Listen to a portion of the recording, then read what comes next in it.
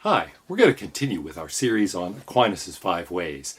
Today we'll discuss the third way, the way based on possibility and necessity, or contingency and necessity.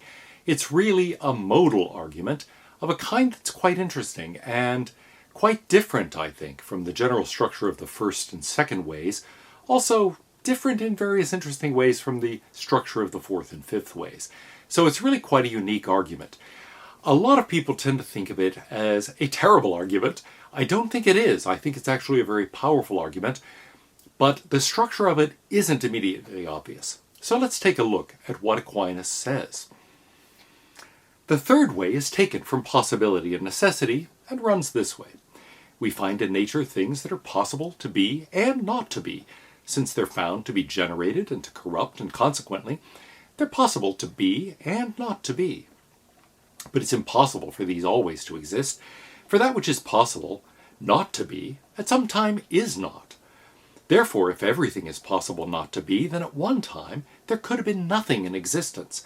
Now, if this were true, even now there would be nothing in existence, because that which does not exist only begins to exist by something already existing.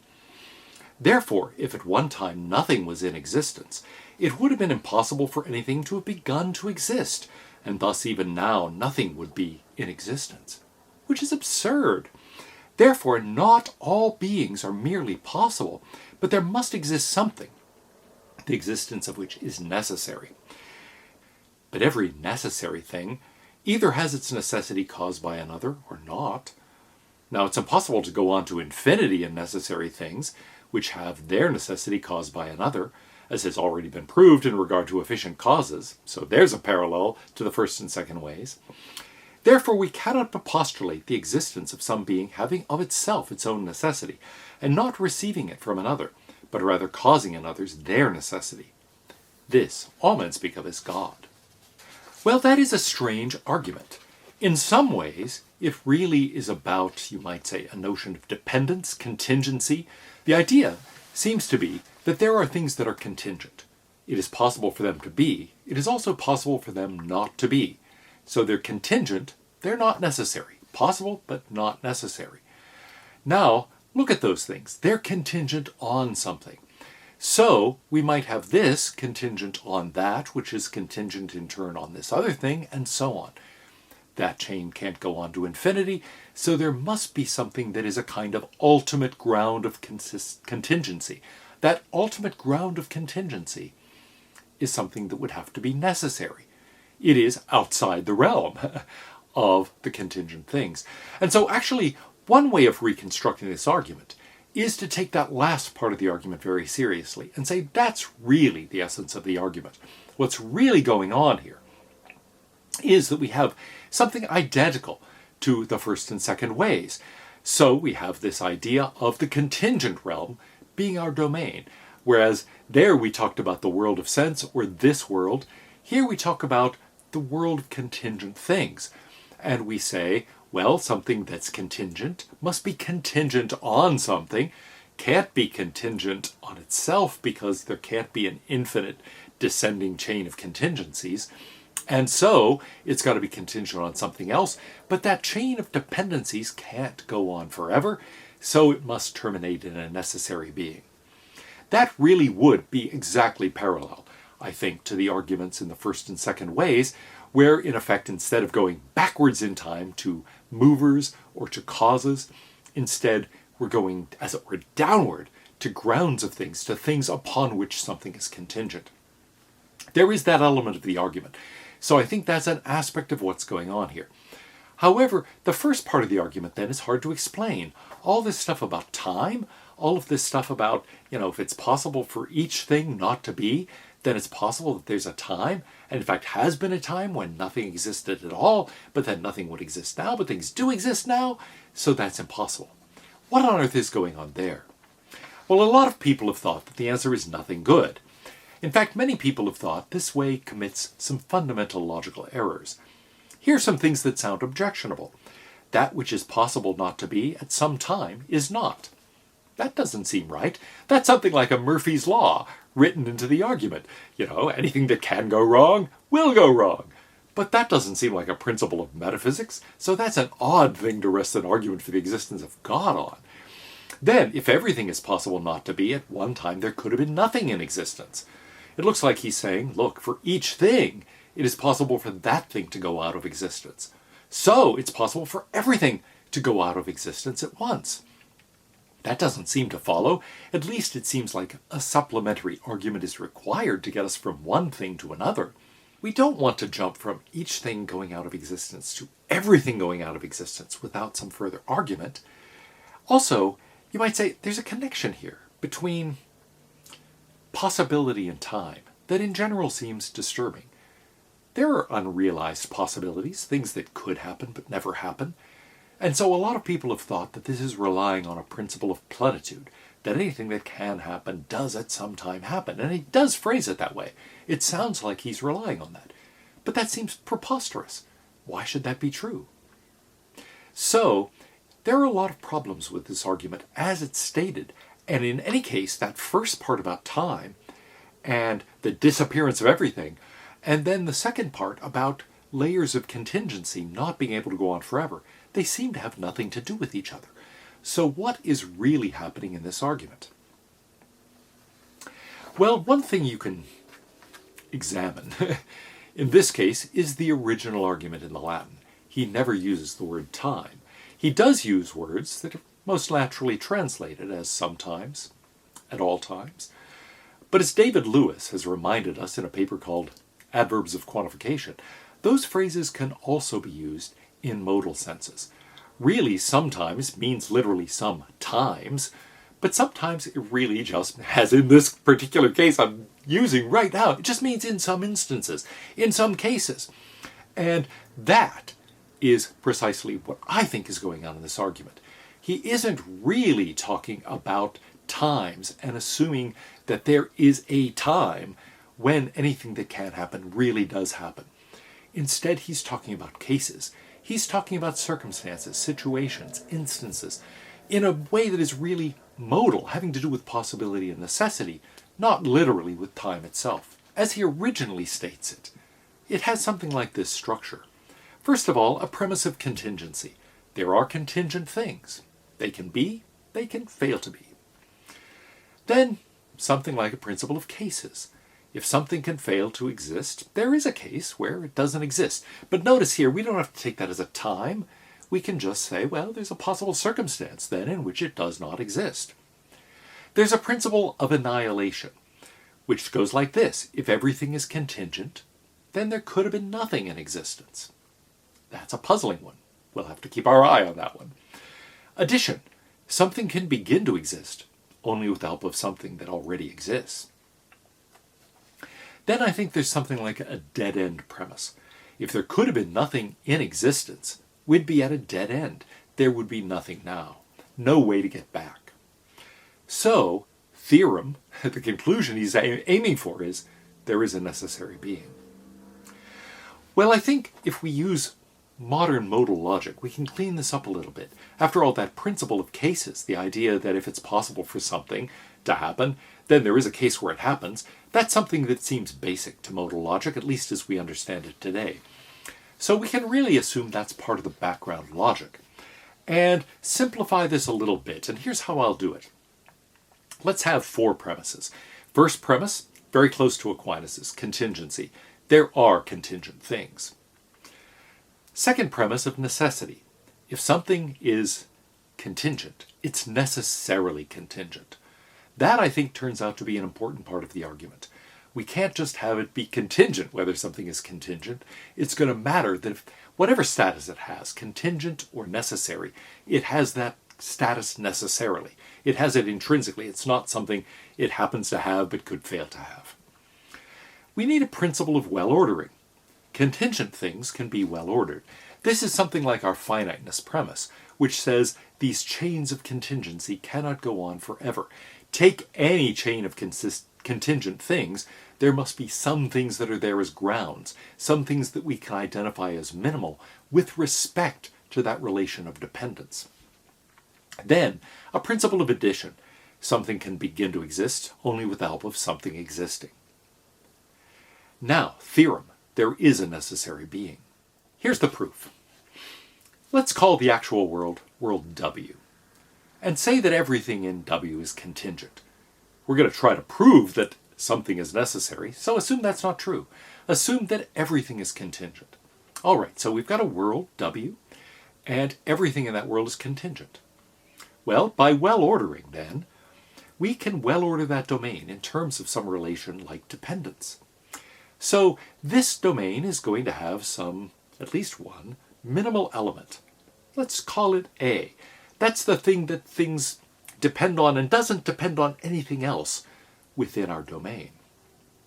Now, since A is contingent, there is a world where it fails to be. To be contingent is for it possible to be and also possible not to be. So there must be some other world where A disappears. Let's call that W sub A, sort of W without A. Well, of course, when we take away A, we might take away some other things too. Maybe A has a lot of things depending on it, and so when we remove A, a lot of things go. But okay, so we take a world without A and anything that happens to depend on A, other things that might be going along for the ride, as it were. So those disappear too.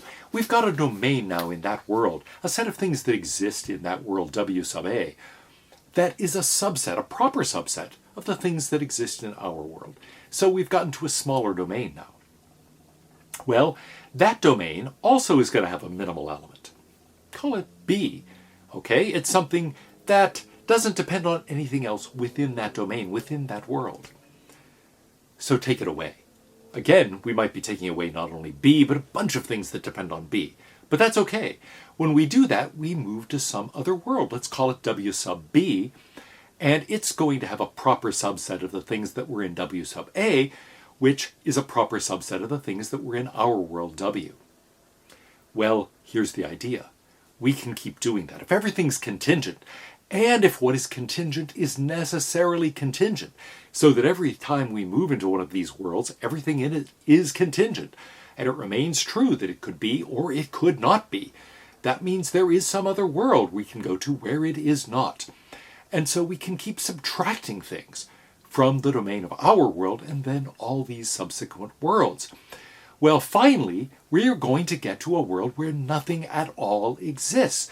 We can keep doing it until we exhaust the entire domain. Well, what do we get out of that? A world, W sub infinity, maybe?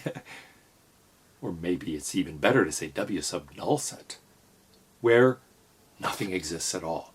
The domain of that world is completely empty. Nothing exists in that world. This might be after a finite number of steps. If there are finitely many things in this world, and there might be infinitely many things in this world, so maybe it takes infinitely many steps to get there. In effect, this is an argument by transfinite induction. But we're guaranteed that eventually, even if it takes infinitely long, in the fullness of time, we can get to an empty world. Now, what's possible from the point of view of that empty world? Here's Aquinas' point. Nothing is possible.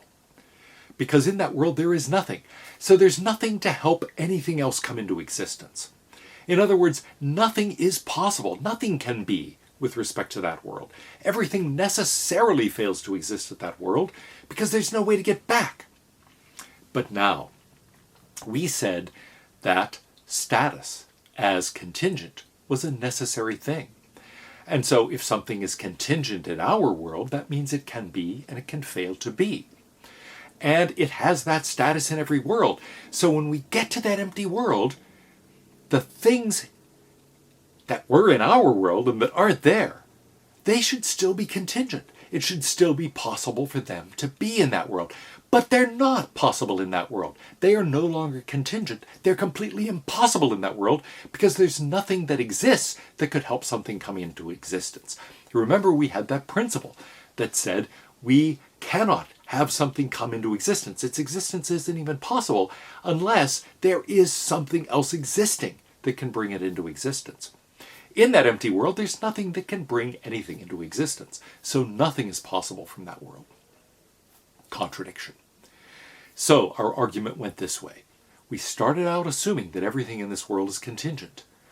We said, well, then we can start subtracting things. keep subtracting those minimal elements. As we do that, we remove chunks of the domain of this world. We eventually get to an empty world. But the things that were contingent in our world are no longer contingent in that world. It is no longer possible for them to be. Contradiction. So it cannot be true that everything in this world is contingent. Something in this world must be necessary. But of course, we could have started with any world and gotten that conclusion.